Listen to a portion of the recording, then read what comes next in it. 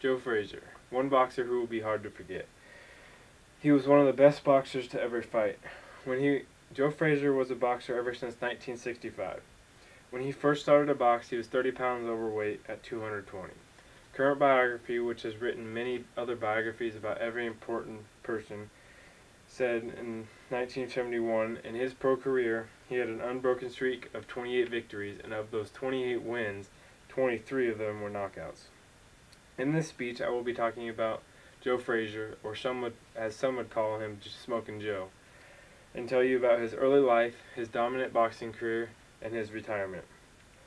Joe Frazier was one of the best boxers. He dominated almost everyone and eventually had 3 historic battles with Muhammad Ali. Joe Frazier was born on January 17, 1944, in Beaufort, South Carolina. He was the second youngest of 13 children and was born into a family of Baptists. He grew up on a vegetable farm, and by the age of 7 he could drive a tractor, and by the age of 8 he could drive a car. When he was a teen, he always got into street fights, and remarkably, he never lost one, said current biography. Fighting eventually caused him to be expelled from school in the 9th grade. According to Lincoln Library of Sports Champions, which also writes many biographies about almost every sports person, in 1985 said he quit school in the 9th grade, and that year he moved to New York by himself to move in with his brother. He eventually had a hard time finding work at first, so he started stealing cars and selling them. But a year later, he got a job at a Philadelphia slaughterhouse. At age 16, he married a local girl named Florence Smith, and a year later, their first son was born named Marvis. A few years later, 4 more daughters were included into his family. According to Mike Sielski, who is a writer in the Wall Street Journal in 2006, said that in December of 1961, Joe Frazier entered a police athletic gym, and a year later, a trainer named Yank Durham found him and started teaching him the boxing techniques. When he first started fighting, he was an amateur, and he won 35 out of 37 amateur fights. He was the Mid-Atlantic Golden Gloves heavyweight champion for 3 straight years, and until Buster Mathis beat him in the Olympic trials in 1964.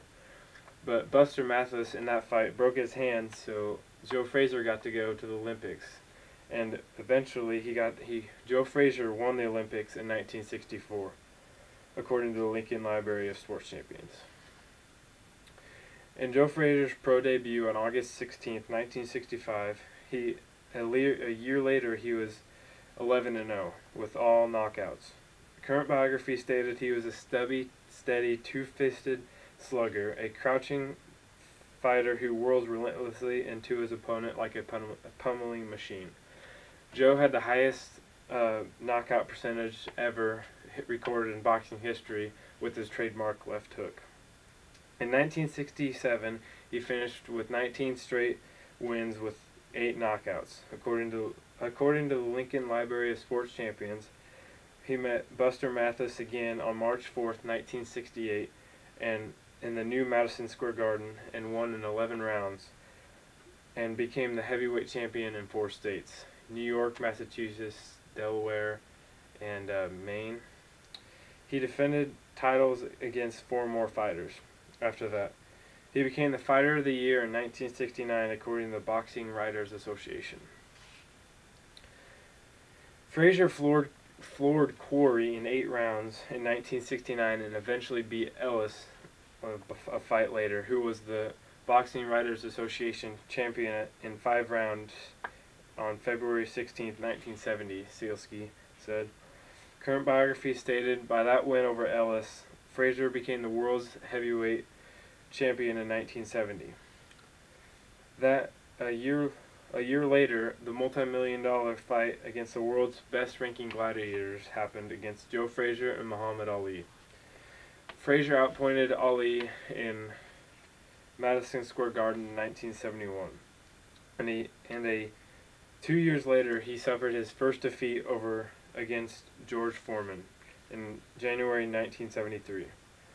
On January 28, 1974, in the fight who would get to determine who would dethrone George Foreman, between Muhammad Ali and Joe Frazier. Ali won over decision over Frazier. A year later, Frazier decided to fight Ali one last time in Manila.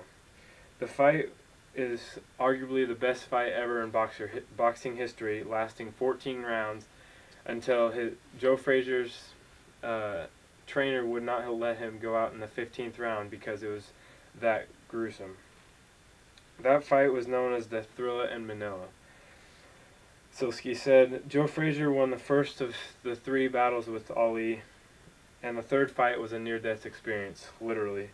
According to Mike, Frazier retired after his next fight against Foreman, which he was knocked out in the 5th round in 1976. 5 years later, he eventually came out of retirement for one more fight against Floyd Jumbo Cummings and knocked him out. It drew a draw. And Joe Frazier retired with a 32-4-1 record with 27 knockouts. ESPN News Services, a reliable place for anything sports in 2011, said he lived in Philadelphia and owned a gym there until November 7th, 2011, where he eventually died at age 67. He had been living with bad health, including diabetes and also high blood pressure, but that's not what happened to kill him. It was liver cancer that he eventually got in September of that year. Frazier dominated almost everyone and had 3 historic bouts with Ali. He finished his pro career with 32-4-1 record and 27 knockouts, and now has a great boxer his daughter is a great boxer. Joe was an early learner when he was young because he could drive a car and a tractor by age 7 and 8. He was found by trainer Yank Durham when he was young and started boxing, and eventually retired in 1967. Joe Frazier was arguably one of the best boxers to ever fight.